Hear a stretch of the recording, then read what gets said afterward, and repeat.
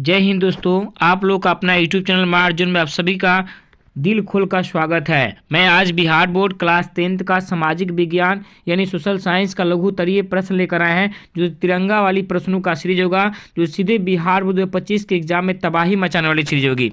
सीधे पेपर में छपेगा। आप लोग पूरे वीडियो तक शिद्दत के साथ बने रहे। कम समय में सिकंदर बनाने का श्रेय इसे दिया जाएगा। पहला क्वेश्चन होगा, पूंजीवाद क्या है? इसका उत्तर होगा, पूंजीवाद एक ऐसी विचारधारा है जिसके अंतर्गत उत्पादनों एवं साधनों पर सरकार का अधिकार न होकर किसी खास व्यक्ति का अधिकार होता है, उसे पूंजीवाद कहते हैं।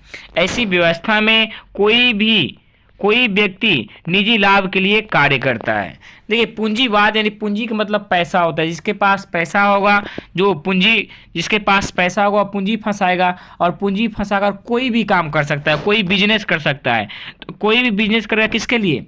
अपने लिए। तो क्या है? पूंजीवाद है। सीधी सी बात है। आप कोई दुकान खोलते हैं या कोई बिजनेस करते हैं, किसके लिए? अपने लिए। तो क्या है? पूंजीवाद है। क्वेश्चन नंबर दूसरा है, रूसी क्रांति के 2 कारणों का वर्णन करें। कई बार बिहार बोर्ड पूछा है, ठीक है, सीधे पेपर में छपने की संभावना होगी। उत्तर होगा, रूसी क्रांति के निम्नलिखित कारण थे। पहला, जार की निरंकुशता एवं अयोग्य शासन। लिख कर डैश देंगे, लिखेंगे, रूस का राजा जार ईश्वर को प्रतिनिधि मानता था और उसे आम जनता की सुख दुख की कतई चिंता नहीं थी, कोई चिंता नहीं थी, जिसके कारण लोगों की स्थिति भी बद से बदतर होती गई। ठीक है, याद रखेंगे। दूसरा कारण में लिखेंगे, रूस में कृषकों की दयनीय स्थिति। तो कहेंगे, रूस में बहुसंख्यक ही कृषक थे।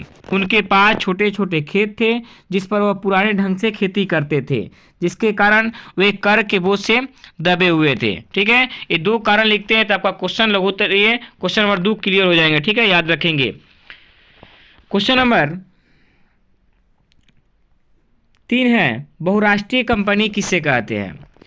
बहुराष्ट्रीय कंपनी, कई देशों में एक ही साथ व्यापार और व्यवसाय करने वाले कंपनी को बहुराष्ट्रीय कंपनी कहा जाता है।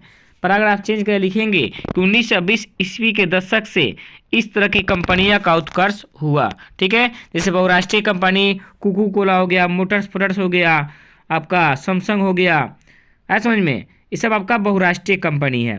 क्वेश्चन नंबर 4 है, न्यू डील क्या है? तो कहेंगे उत्तर में, जन कल्याण के एक ऐसी योजना है जिसमें आर्थिक क्षेत्र के अलावा राजनीतिक और प्रशासनिक नीतियों को भी नियमित किया गया है, उसे न्यू डील कहा जाता है। न्यू डील एक पुस्तक का नाम है जो अमेरिका के पूर्व राष्ट्रपति फ्रैंकलिन डी रूजवेल्ट के द्वारा लिखा गया था। ठीक है, 1932 जो 1929 में आर्थिक मंदी आई थी, उसे निपटारा के लिए ये पुस्तक को लिखा गया था, लोगों की स्थिति सुधार करने के लिए, जिसको न्यू डील कहा गया।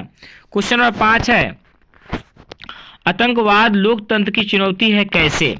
इसका उत्तर हो जाएगा, आतंकवाद लोकतंत्र की एक बहुत बड़ी चुनौती है। इससे देश के अंदर दहशत का माहौल, हत्या, प्रदर्शन उत्पन्न हो जाता है। ऐसे घटनाओं